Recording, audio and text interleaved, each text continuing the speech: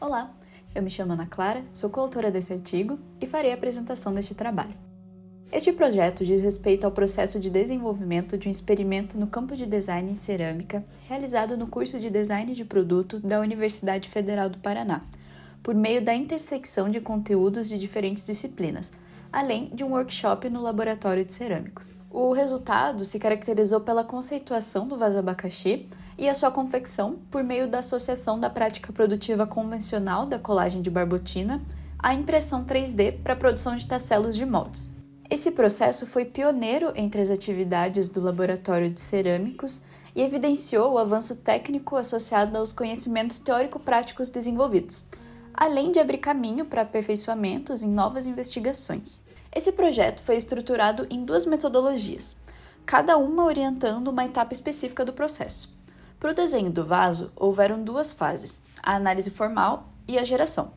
Na manufatura, o processo seguiu uma única fase de confecção composta por dois momentos, o de estudo do molde e o da produção. A cerâmica é um dos materiais mais antigos da humanidade, sendo a colagem de barbotina um método tradicional de moldagem cerâmica. Ela se refere ao processo em que uma suspensão líquida de cerâmica, chamada barbotina, é despejada em um molde de gesso. O molde absorve a água da barbotina, fazendo com que as partículas cerâmicas se depositem na superfície interna do molde e formem uma camada sólida, resultando em peças ocas e uniformes. Já a impressão 3D é uma técnica contemporânea que constrói objetos camada por camada a partir de um modelo digital, oferecendo maior liberdade para criar formas complexas e facilitando a prototipagem. Esse trabalho explora a integração dessas duas técnicas, buscando otimizar o processo de produção de peças cerâmicas através da fabricação de moldes com auxílio da impressão 3D em polímero. O Amphora Pot é a obra que inspirou o vaso confeccionado nesse experimento. A peça foi lançada em 2021 pela designer norte-americana Marissa McIntyre. Ao analisar o Amphora Pot, podemos perceber que ele é composto por duas partes distintas. A parte superior, inspirada em cântaros tradicionais, que são vasos de transporte de líquidos, e a parte inferior, baseada em formas geométricas simples, como trapezoides. A textura arenosa da peça reflete o ambiente costeiro de Barcelona, onde a autora vive, e a escolha de cores complementa essa conexão com a natureza. Além disso, o acabamento fosco da peça interage com a luz e as sombras, alterando a sua aparência conforme o ambiente. Marissa quebra a continuidade visual da peça, criando um contraste entre as formas arredondadas e angulares. Isso resulta em um design que chama atenção, com uma hierarquia visual onde a parte superior, mais volumosa, acaba se destacando. E a partir disso, na fase de geração, foram propostas alternativas por meio de diferentes materiais, como massa plástica, poliestireno e giz, de modo a resultar em um desenho final que passou por etapas de refinamento e prototipação para entender melhor a sua volumetria. Esse estudo aprofundado inspirou a criação do vaso abacaxi, uma peça decorativa pensada para áreas externas. O vaso é composto por duas partes que contrastam entre si. A parte inferior, uma esfera verde-menta de visual robusto, e a parte superior, feita de trapézios bege que sugerem movimento.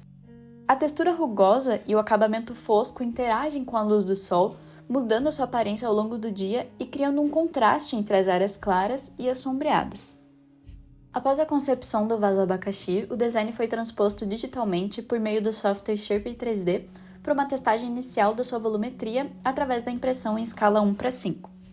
O produto teve a proporção alterada e sofreu algumas modificações nos ângulos retos, para um desenforme mais adequado da cerâmica.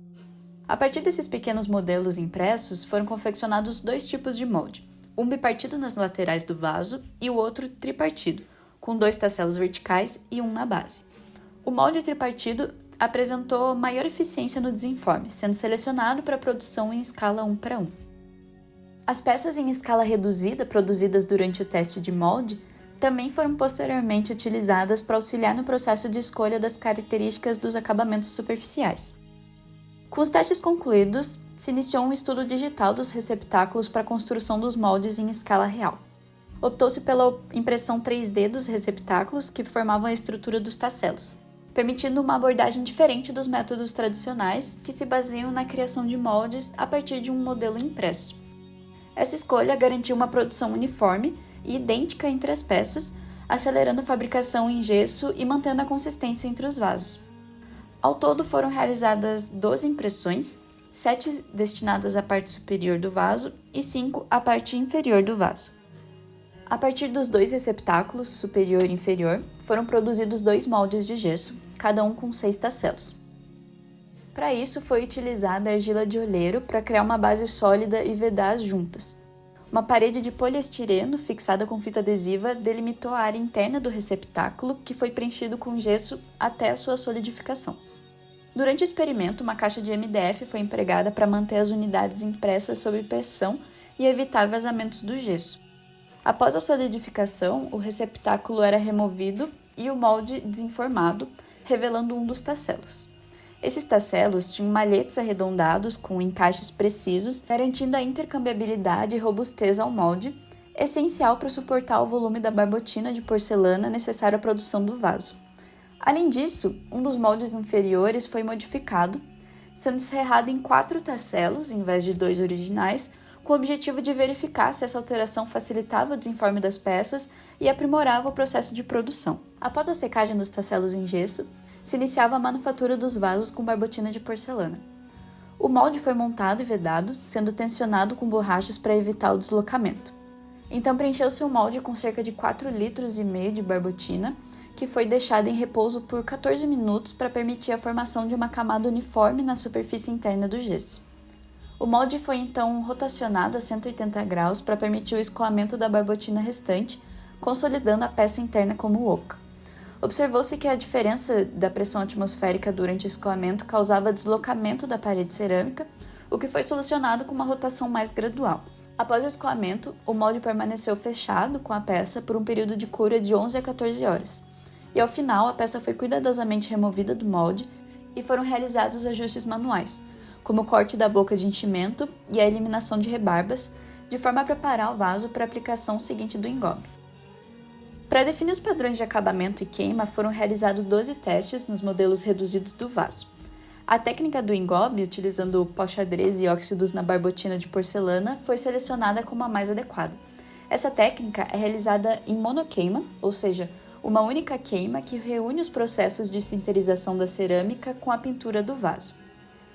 Para a parte inferior verde-menta, usou-se barbotina de porcelana, água e óxido de cobalto e cromo. E para o bocal, engobe bege com óxido de ferro.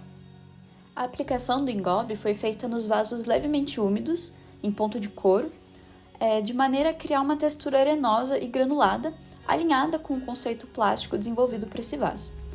Por fim, o processo se encerrava com a queima a 980 graus Celsius por 8 horas e o resfriamento à temperatura ambiente por cerca de 10 horas. Os vasos resultados do experimento foram escolhidos como peças comemorativas para celebrar o 10º aniversário do setor de Artes, Comunicação e Design da Universidade Federal do Paraná. Eles foram apresentados no evento, acompanhados de uma embalagem confeccionada durante o workshop. Em conclusão, o experimento do vaso abacaxi se destacou como um meio de consolidar as aprendizagens práticas obtidas na integração entre o projeto de produto e disciplinas do curso de Design de Produto, proporcionando uma experiência completa de desenvolvimento desde a concepção até a produção final. A combinação de técnicas tradicionais de cerâmica com a manufatura aditiva permitiu ainda a criação de moldes complexos com precisão e uniformidade. E cabe mencionar que surgiram alguns desafios durante essa produção, como vazamentos de gesso dos receptáculos, e para contornar esse problema foi utilizada uma estrutura de MDF para evitar o escape do material. Além disso, a impressão em PLA dificultou o desenforme devido à sua dureza, e para isso, futuras investigações podem considerar a substituição do PLA por TPU, um material mais maleável que pode facilitar o desenforme e melhorar a qualidade superficial dos moldes. E por fim, o projeto contribuiu para o avanço técnico do laboratório, ampliando o repertório de técnicas e processos disponíveis, e além disso, incentivou o trabalho colaborativo e a experimentação. E os resultados obtidos abrem novas perspectivas para futuros projetos no laboratório, demonstrando o potencial da integração entre diferentes tecnologias e disciplinas do campo do design.